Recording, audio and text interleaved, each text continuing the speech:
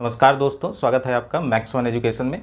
आइए सीखते हैं उन नंबर्स के स्क्वायर निकालने का ट्रिक जिनकी एक्चुअल वैल्यू 50 से कम होती है। जैसे मान लीजिए हमसे कहा जाए निकालिए 49 का स्क्वायर।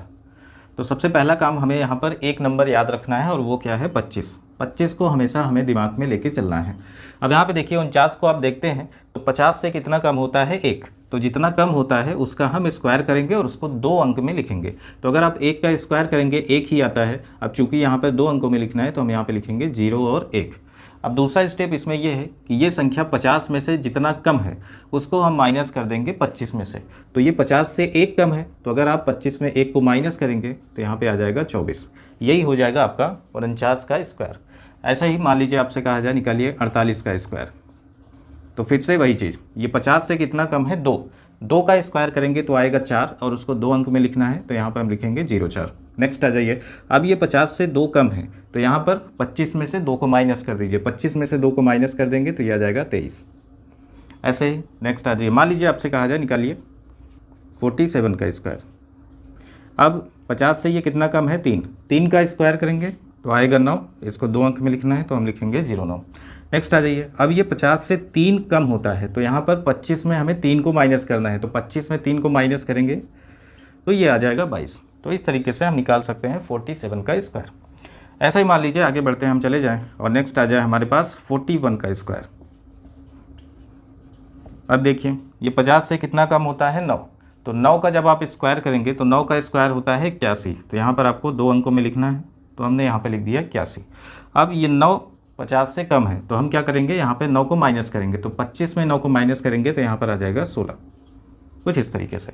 तो जब आप ऐसे ही चलते चले जाएंगे तो यहाँ तक तो ठीक है, लेकिन जैसे ही आप इसके नीचे जाएंगे तो वहाँ पर कैरी जनरेट होना शुरू हो जाएगा। तो कैरी वाले क्वेश्चन को कैसे करते हैं आइए देखते हैं।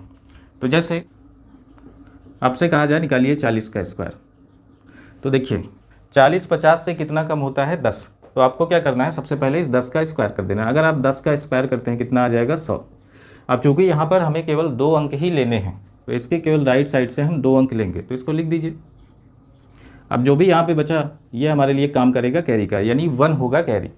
अब यहाँ पे करना क्या है, देखिए ये 10 कम है तो 25 में 10 को माइनस कर दीजिए। तो 25 में 10 माइनस करेंगे आएगा 15, लेकिन यहाँ पर 1 कैरी थी तो 1 कैरी को जोड़ दीजिए। तो 15 में अगर आप 1 जोड़ेंगे तो ये आ जाएगा 16। तो ये हो जाएगा 40 का स्क्वायर। कुछ और एग्जाम्पल्स लेते हैं। जैसे मान लीजिए हमें निकालना हो 39 का स्क्वायर। तो ये 50 से कितना कम होता है 11। तो 11 का स्क्वायर करेंगे हम। 11 का स्क्वायर होता है 121, लेकिन इसमें से हमें 2 अंक ही लेने हैं तो यहाँ पर हमने 2 अंक लिख लिया।